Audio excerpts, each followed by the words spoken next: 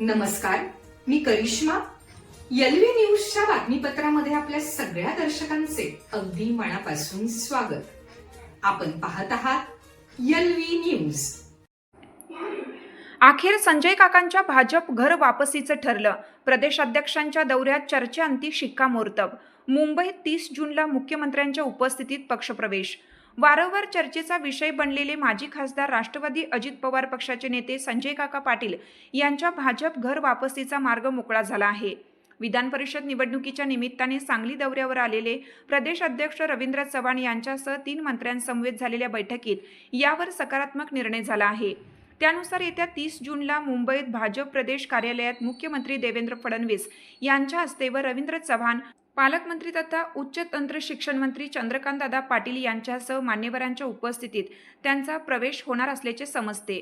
संजय काका यांनी काँग्रेस राष्ट्रवादी मार्गे 2014 मध्ये भाजपमध्ये पक्षप्रवेश केला होता.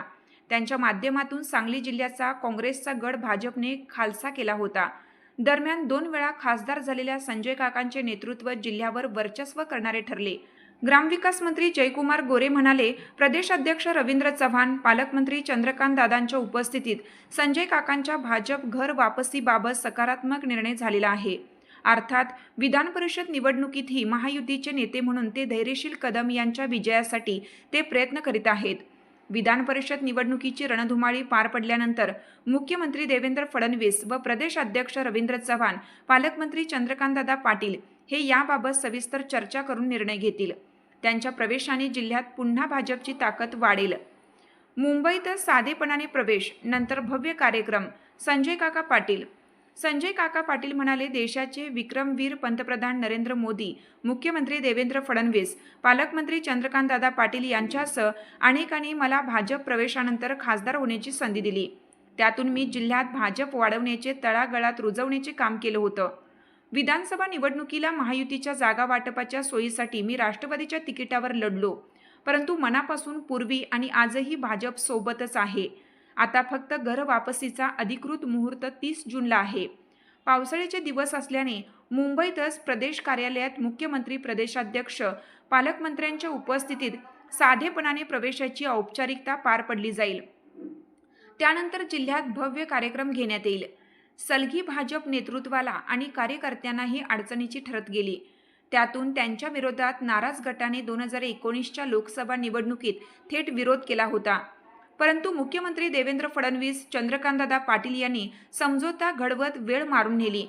तरीही जतचे सध्याचे आमदार गोपीचंद पडळकर यांनी वंचित बहुजन आघाडीतून संजय काकांविरोधात बंड थोपटत लढत दिली. अर्थात विशाल पाटील स्वाभिमानी शेतकरी संघटना गोपीचंद पडळकर यांच्या विरोधात तिरंगी लढतीत संजय काकांनी बाजी मारली, तरी मताधिक्य घटलं होतं.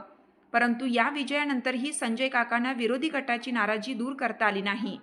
परिणामी 2024च्या लोकसभा निवडणुकीत त्यांच्या उमेदवारीला जिल्ह्यातील भाजपमधून प्रचंड विरोध झाला.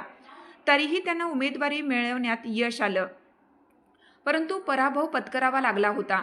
काँग्रेसचे बंडखोर विशाल पाटील यांनी त्यांचा पराभव करीत हॅट्रिकची संधी हुकवली. अर्थात याला भाजप अंतर्गत नाराजी आणि विशेषतः भाजपमधील अनेक नेत्यांनी संजय काकांविरोधात मोहीम राबवून त्यांच्या पराभवास हातभार लावला होता. त्यानंतर 2024च्या विधानसभा निवडणुकीत त्यांनी तासगाव कवठेमहांकाळ विधानसभा मतदारसंघ महायुतीतील राष्ट्रवादी अजितदादा पवार पक्षाच्या वाटणीला गेल्याने त्या पक्षात प्रवेश करीत निवडणूक लढवली.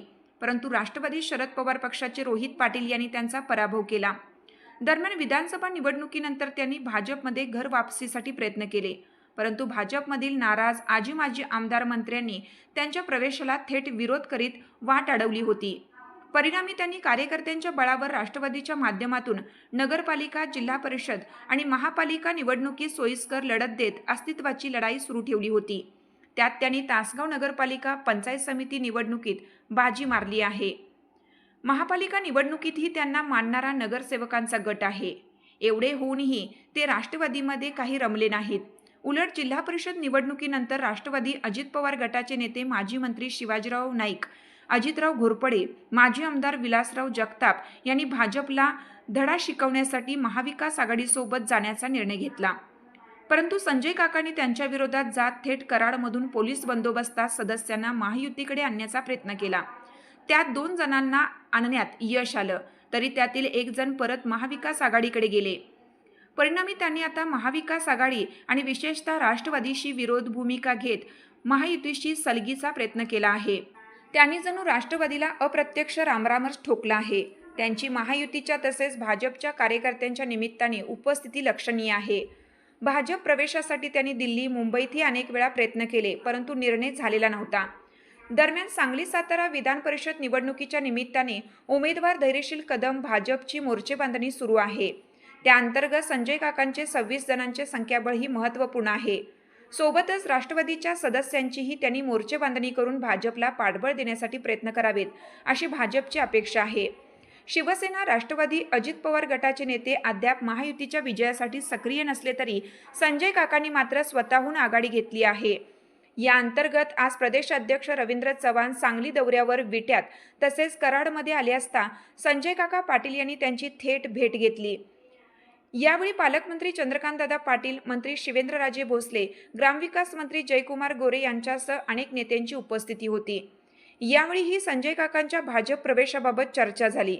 अखेर चव्हाण यांनी त्यांच्या प्रवेशाबाबत सकारात्मक निर्णय घेतला. शिवाय मुख्यमंत्री देवेंद्र फडणवीस यांच्याशी चर्चेअंती त्यावर अंतिम शिक्कामोर्तब केल्याचे समजते. त्यानंतर 30 जूनला संजय काकांचा भाजप प्रवेश होणार आहे.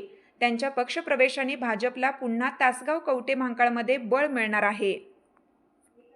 चालू घडामोडींचे अपडेट्स जाणून घेण्यासाठी आपल्या एलव्ही न्यूज चॅनलला सबस्क्राईब जरूर करा, लाईक करा, शेअर करा व कमेंट देखील करा. बेल आयकॉनवर प्रेस करा व नोटिफिकेशन्स मिळवा.